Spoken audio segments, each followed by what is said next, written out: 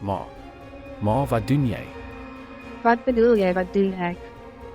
Sy gee dit gewillig, ons het haar nie gedwing of iets nie.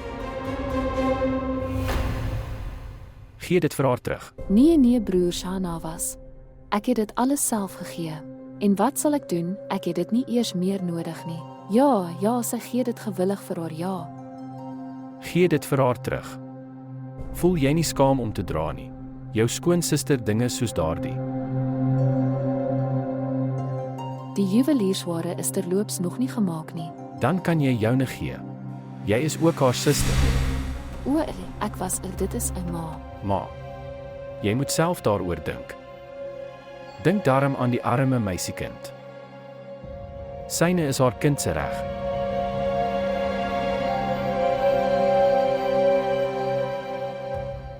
Moenie dit weer doen nie.